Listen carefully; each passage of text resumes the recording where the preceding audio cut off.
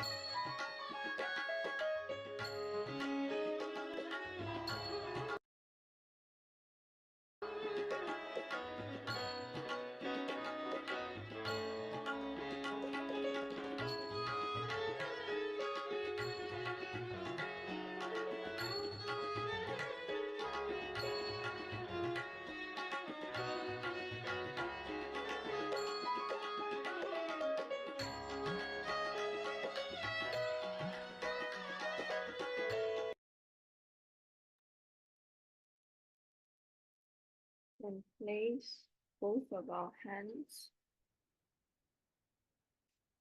on the Mother Earth.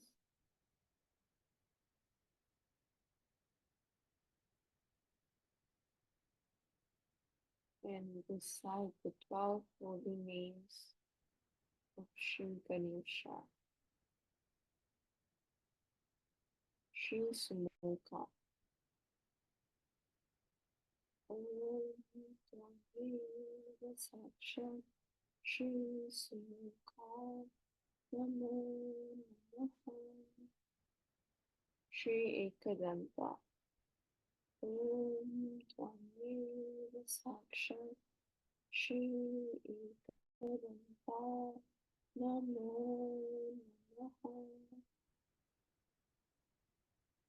Shri Kapila, Om Dhamma Sakshat Shri Kapila, Namo Namaha,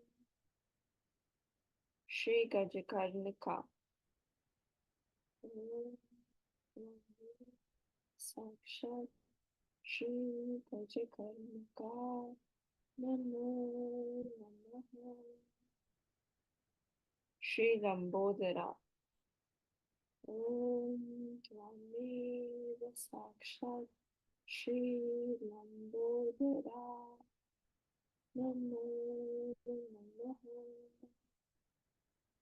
Shri Vikapa, Om Dhamma Sakshat Shri Vikapa, Namo Namaha, Shri Vignanasha, Om Dhamma Sakshat Shri Vignanasha, Namo Namaha, Shri Ganadipa, Om Dhamma Sakshat Shri Ganadipa, Namo Namaha, Shri Dumbraketu, Om Dhamma Sakshat Shri Dumbraketu, Namo Namaha, Shri Ganadhyaksha. Om Tvameva Sakshat Shri Ganadhyaksha Namo Namaha. Shri Balachandra. Om Tvameva Sakshat Shri Balachandra Namo Namaha. Shri Gajanana. Om Tvameva Sakshat Shri Gajanana Namo Namaha. Sakshat Shri Adishakti Mataji Shri Mataji Namo Namaha. Vakratunda Mahakaya Surya Koti Samaprabha Nirvignam Kuru Me Deva Sarvakaryeshu Sarvada. O God, with the curled up trunk, whose body is mighty and who shines with the luster of a million suns, may my endeavors be forever free from obstacles.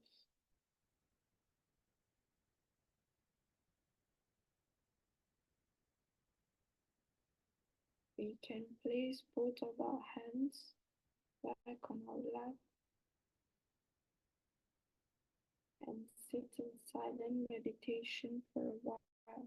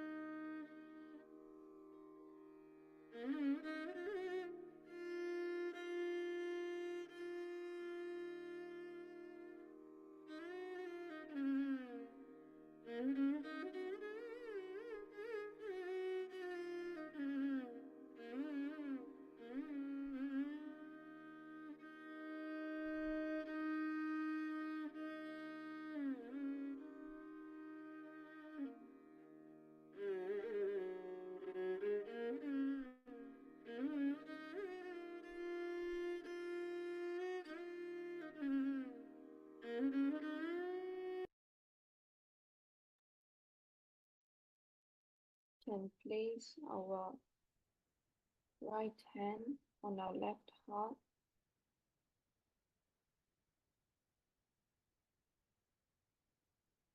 and say, Shri Mataji, by your grace, I am the Spirit. Shri Mataji, by your grace, please forgive me for any mistakes against my spirit. Shri Mataji, by your grace, I am the instrument of Mother's love.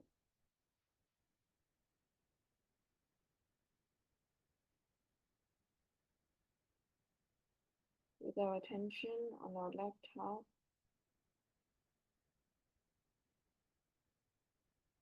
we can meditate for a while.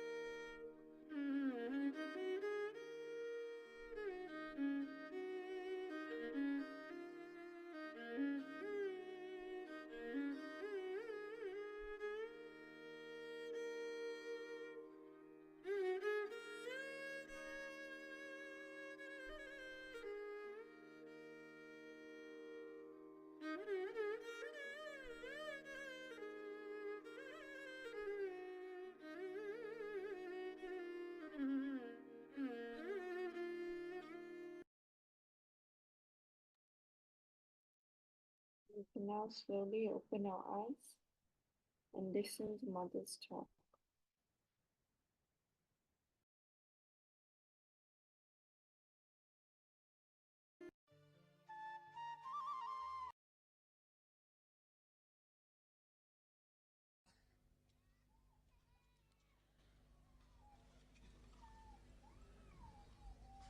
Today, you are all here to worship your Guru. It is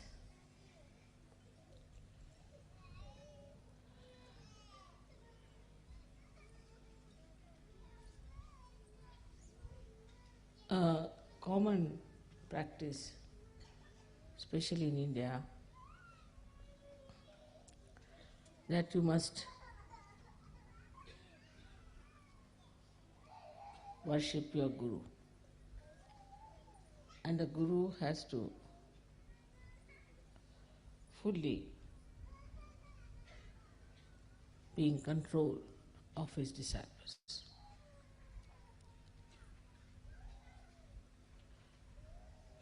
Guru principle is extremely strict, and the strictness made many people could not conform to the ideals of a disciple. In those days, the Guru had to be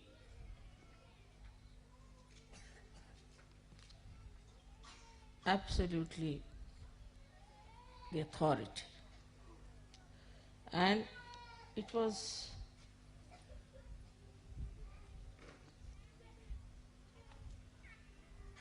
the Guru who would decide which disciples he'll have. And one had to go into great tapasya, to great penances to even become a disciple. And this hardship was the only way the Guru used to judge. Gurus would always live in jungles, and they would select their disciples, very few, very, very few. And they had to go and beg food from the neighboring villages and cook food for their Guru with their own hands and feed the Guru.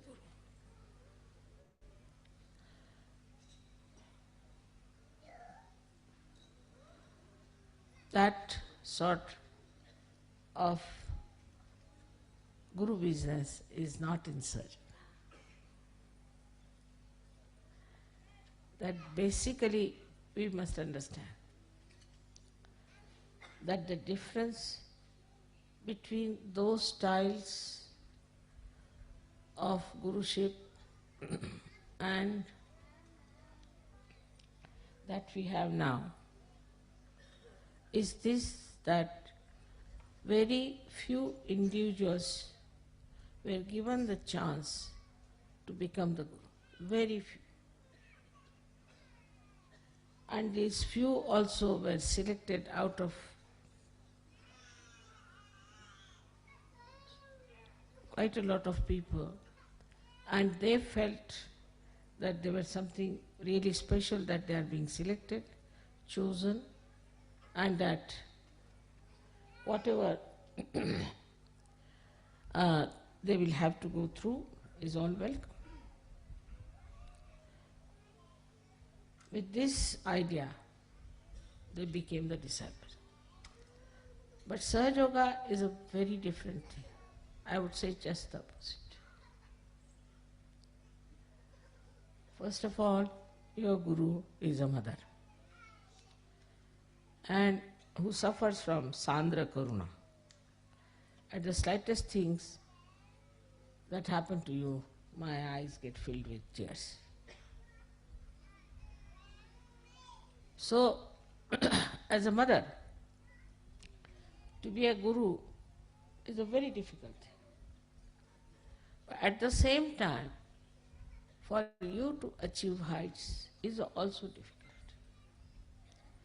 Because you get lost when I love you so much, and in that love you forget sometimes that the progress in your being is very slow. It is important that in Sahaja Yoga you have to be strict with yourself.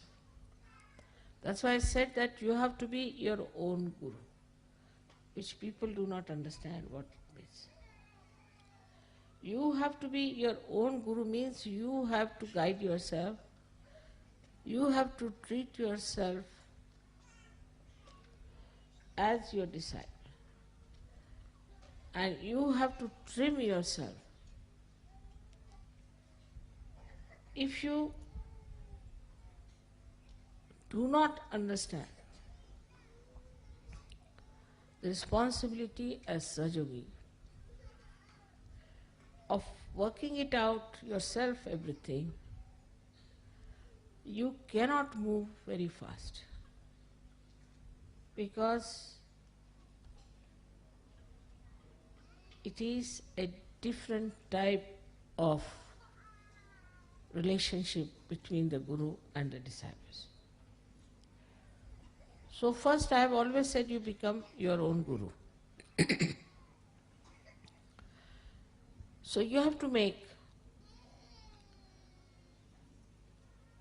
a lot of introspection and fix your ideals. Before you, I am sitting. You have seen me how I am. I can eat anything. I need not eat at all for days together. I can sleep anywhere. I may not sleep at all.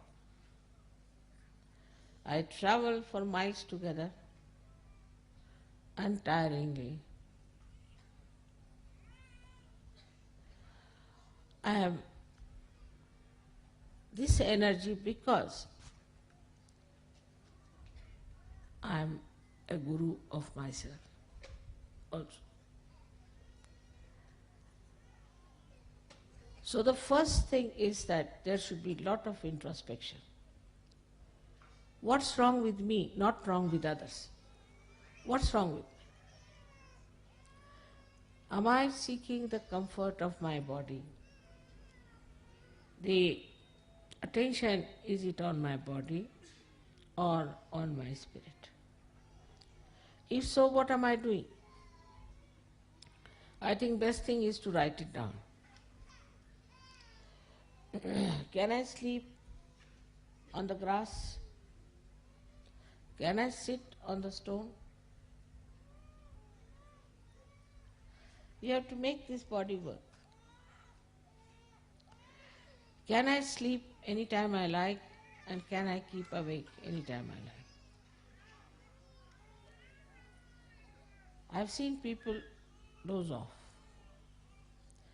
The reason is this, not that they're bad or in any way indisciplined people, but because inside they are tired.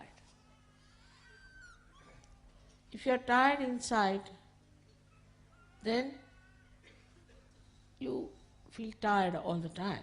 You will see on the television, if you see people in the West, they are always sitting like this. Because they are so very tired.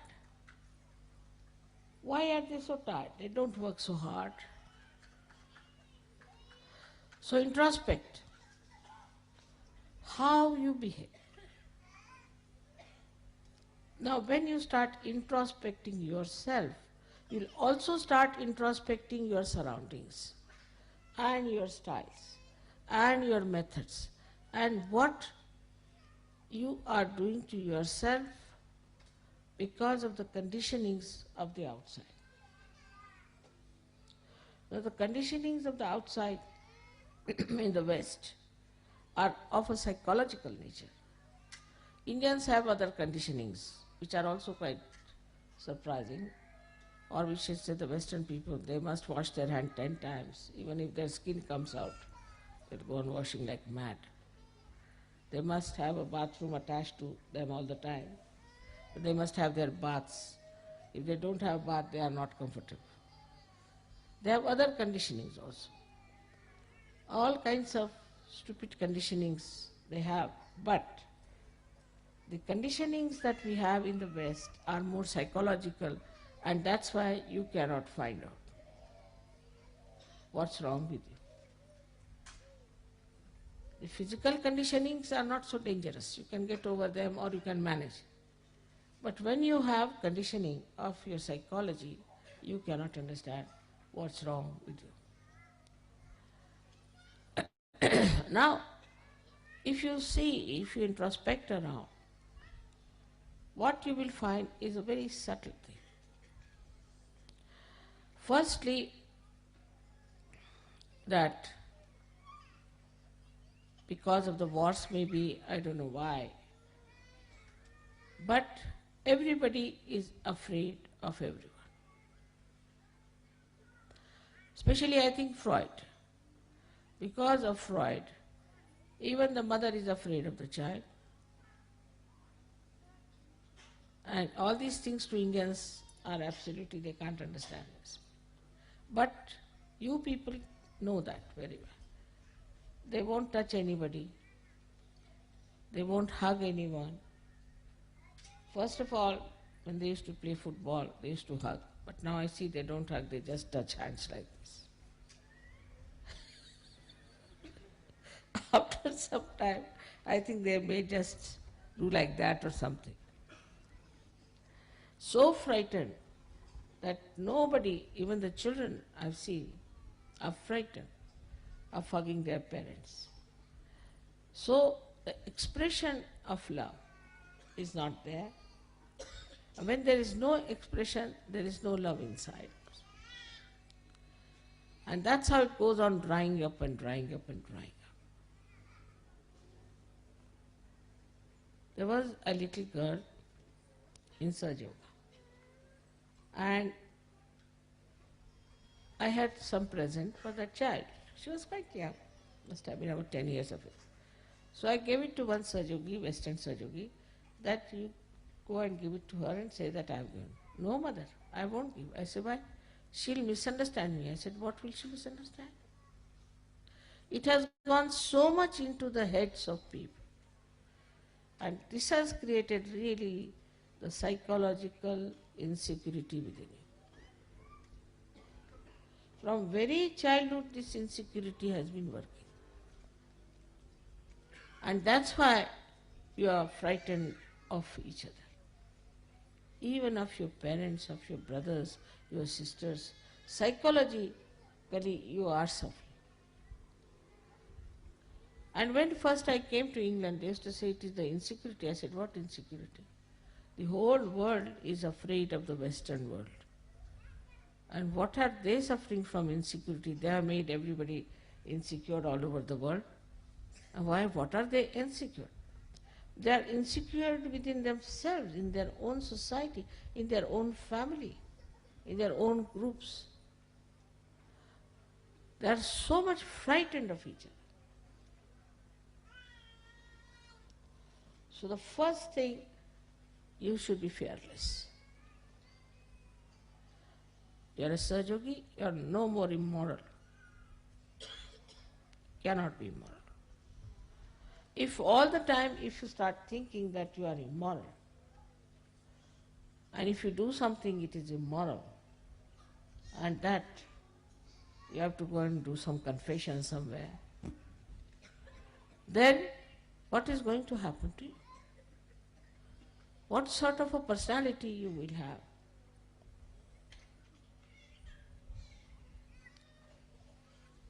We have to change this by changing ourselves.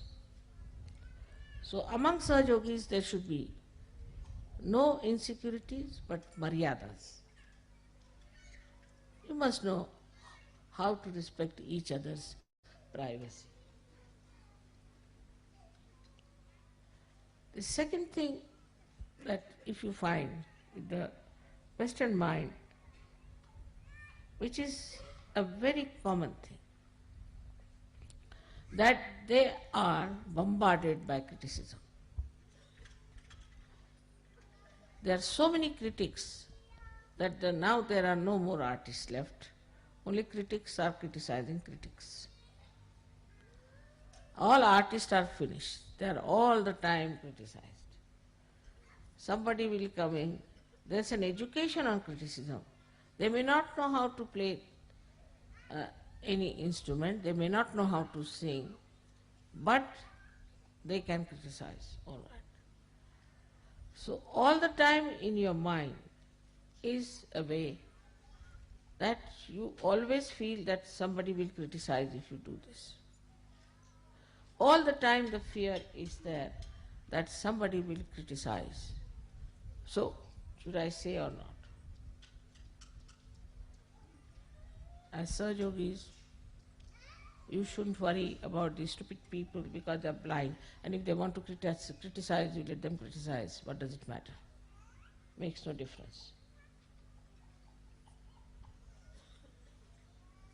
But this you have to build up within yourself.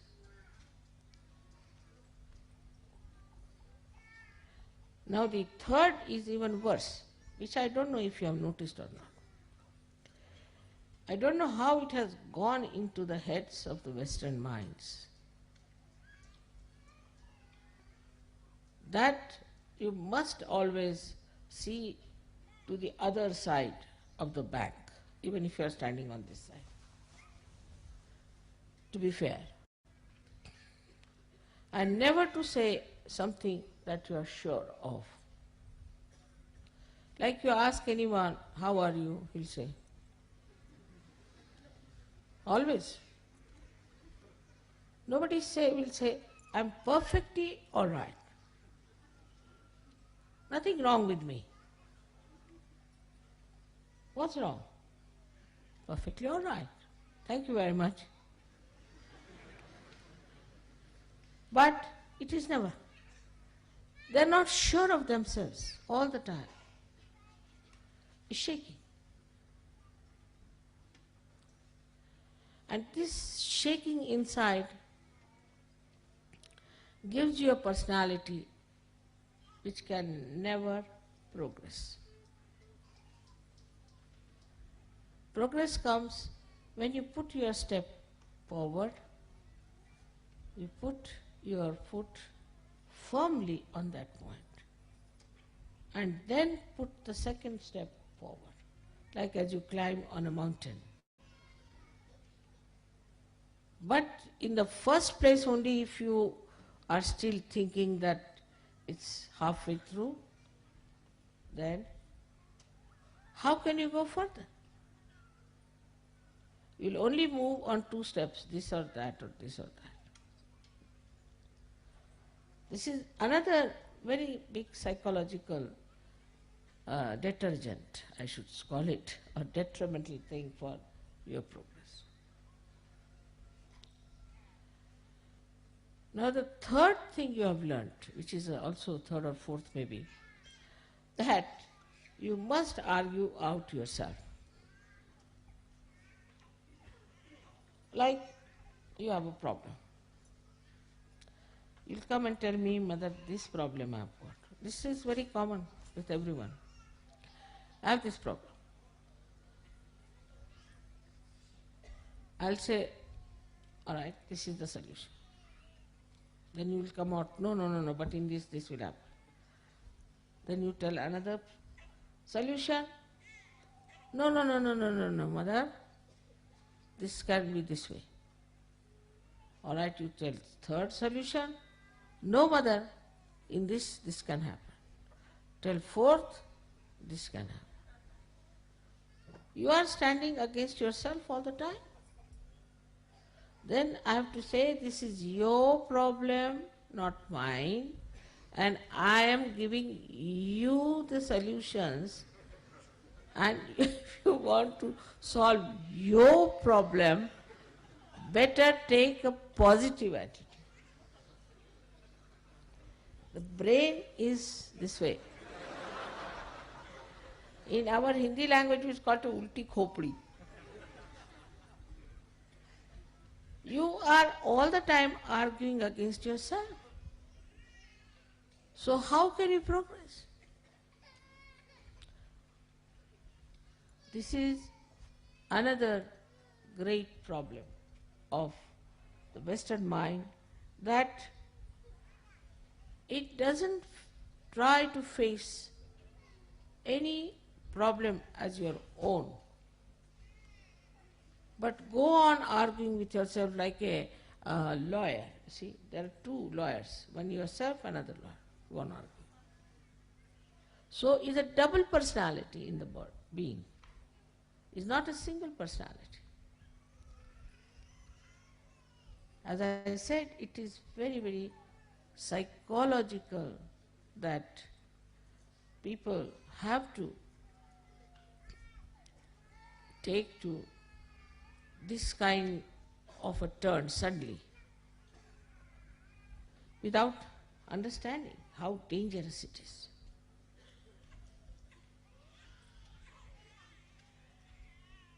With the enlightenment of your brain, they should disappear. On the contrary, in Sahaja Yoga, it's very dangerous. Because you say something, you are a Sahaja Yogi. You are connected with the all-pervading power. Whatever you say gets connected. And it acts. It's very dangerous for you people not to realize that you are realized souls, and not to assume your own powers. Like, see, I have to say something secretly, then I must put my hand here and then say it, because it is connected to the mains. But supposing I keep it open like this and say something, it goes to everyone. In the same way, whatever the Sahaja Yogis say or desire or want, there are just people sitting there, see here and here, you have put them there. They are listening to you all the time. They are so anxious to do your work. All right, you say so, done. So, whatever you think or whatever you desire or whatever you say, you have to be extremely careful.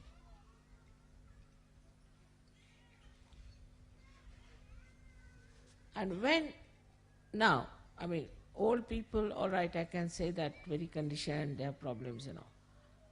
But the generation that is here, most of them are all capable of improving yourself and making your brain straight by bringing it backwards to the forward.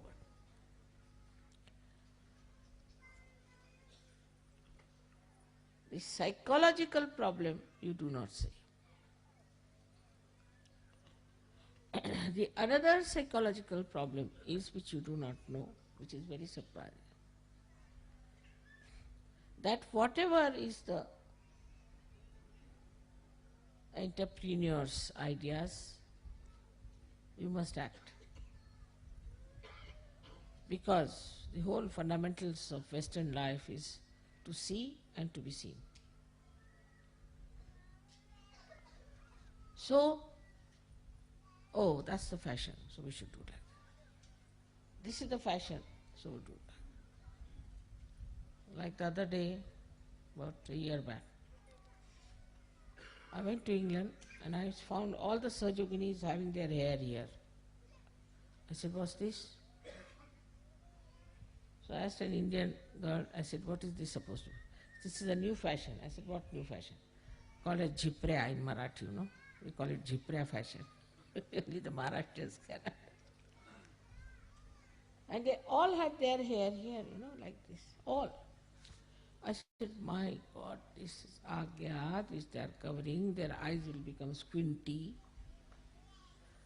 But the fashion, if it comes, and the whole fashion is with the hair alone. Hair, I don't know what.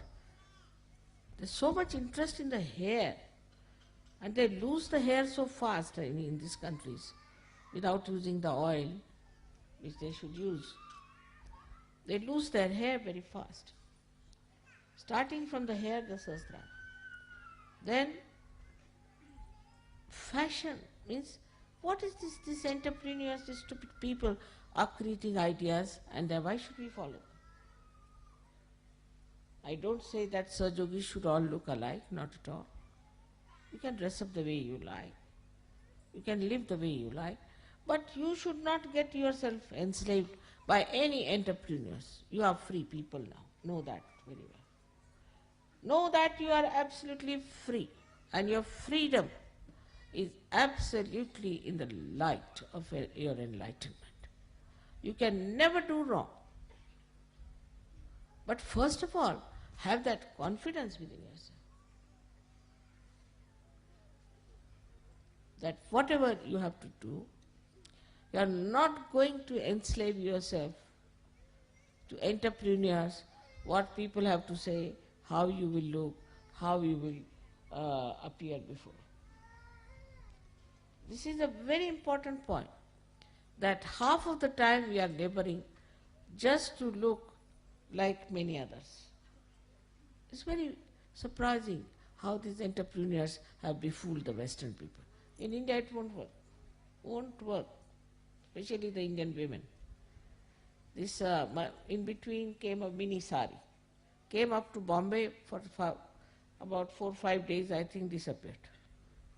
No Indian woman would wear a mini sari, finished. Nothing doing.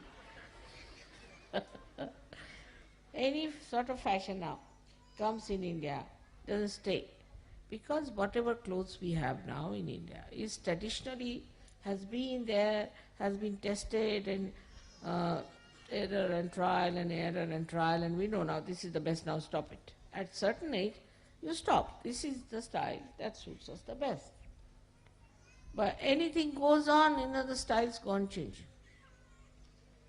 And this is what you have to be very careful to see, that you do not take to stupid things which are being created by entrepreneurs, but to sensible things which are required for. So one of the enslavement I feel is that you have to play into the hands of entrepreneurs. But the slavery is very deep and is so psychological. In so many ways, it is extremely hidden and so subtle that you cannot make it out. So in the introspection you find out what's gone wrong with you, how you are made this way, what's wrong in my own personality.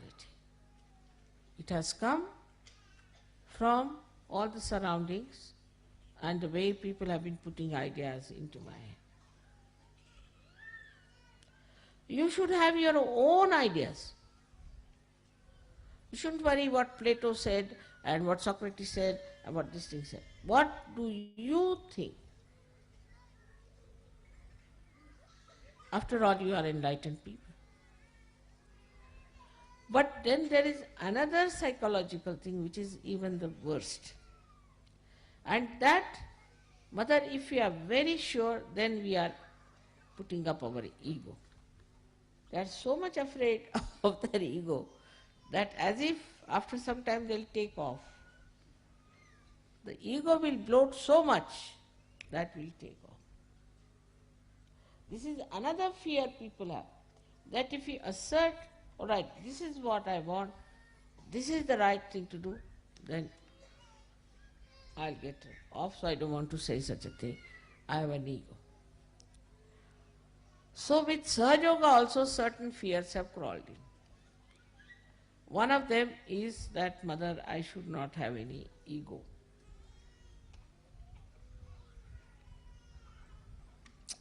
Now, what is the problem of ego? That also surprising despite all fear and everything. As a reaction to it, people have developed a kind of a protesting character.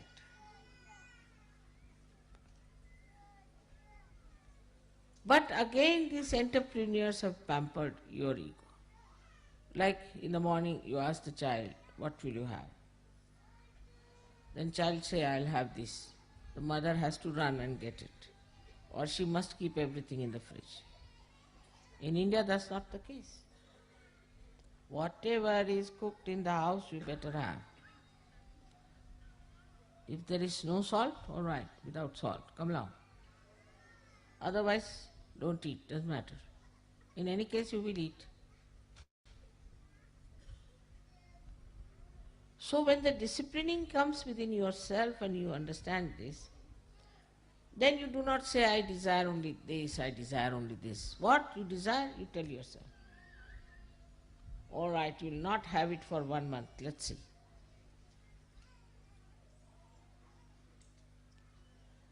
Once I must tell you about myself that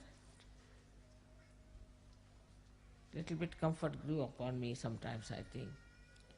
So we had a transfer, and my family was not with me at that time.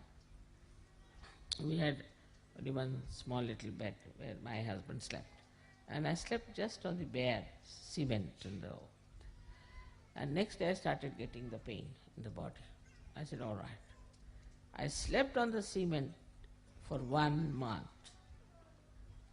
On the cement you get pain, all right, sleep now.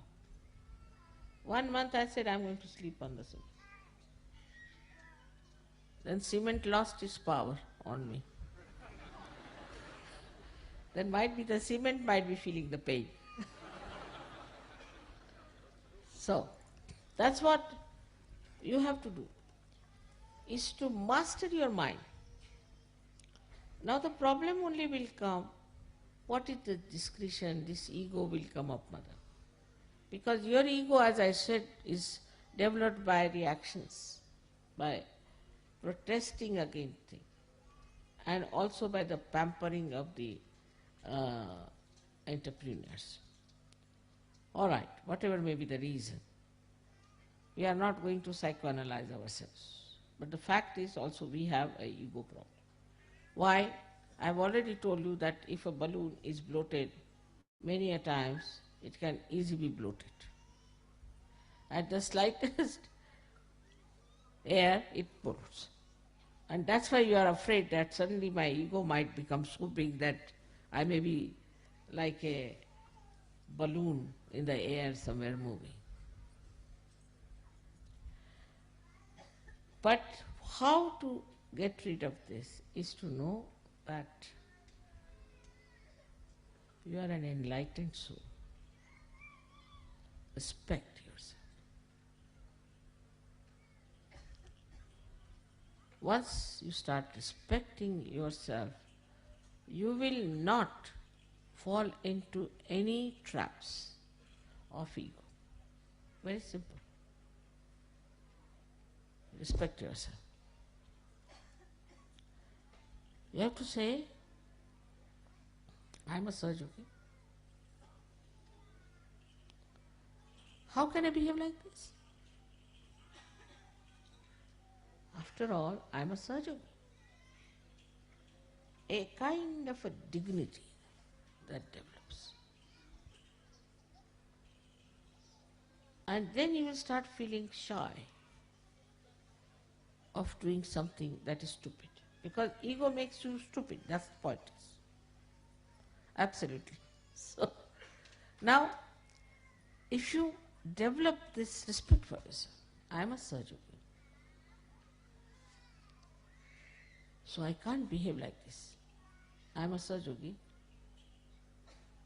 If you say like that to yourself,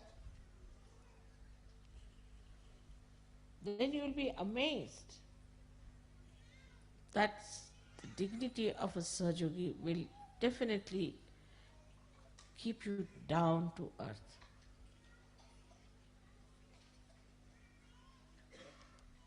You will not get into the trap of your ego.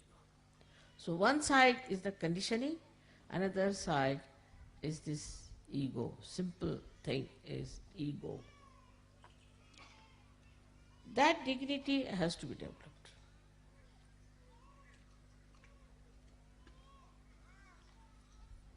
You'll be surprised, among animals there are maryadas. Like a tiger won't behave like a snake, and snake won't behave like a tiger. So we are now Sahaja Yogis. We are tigers among human beings. We are lions among human beings, the highest. We are the highest human beings. It's not necessary to have 10 medals on your body to show that you are something great. But you are Sahaja Yogis. You are Mahayogis. So develop that respect. And you will be surprised, the humility will immediately will walk into you. Humility. I've seen some Sahaja Yogis sit like this, sometimes sit like this, sometimes if the left Vishuddhi is there, like this, right Vishuddhi is there, like this. But then you see yourself. Like a bridegroom has to dress up, and he remembers, I am the bridegroom. I cannot behave like other younger boys who will be there. I have to have my own personality. I am the bridegroom. I'm going for my wedding. I cannot behave like all mother friends are there. You have to behave in a particular manner. So assume this. Still, we do not know that we are Sahaja Yogis.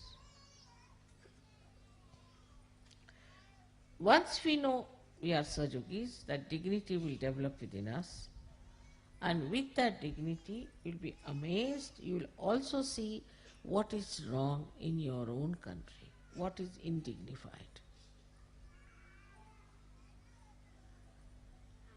Now, with whatever has happened in France, you can find out what's wrong with French laws.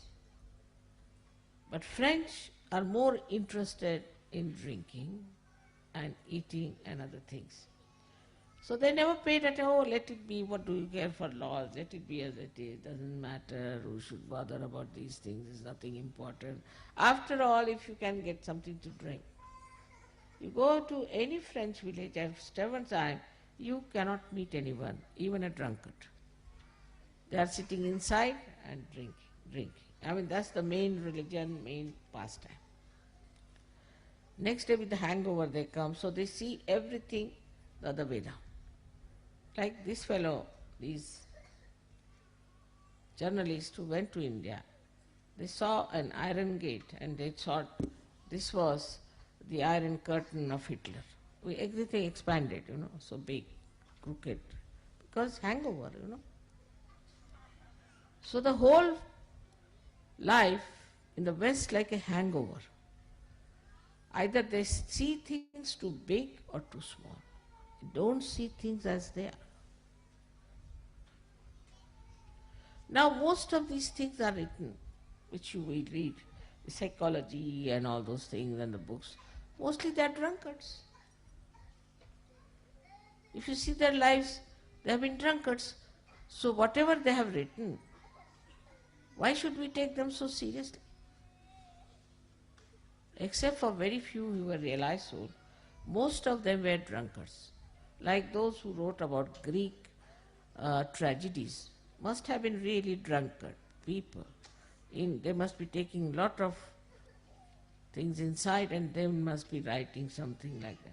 Because most of the drunkards, when they write, they say that why should I live? I must die. And like that we too have in India many people who have written ghazals who always say that why should we live? We should die. So there's one poet who has said, now you're talking of die, why don't you die once for all? So you will realize that what you will write, what you will say, is higher than all these people. But Sahaja Yoga has worked so smoothly in you that you do not know what you are.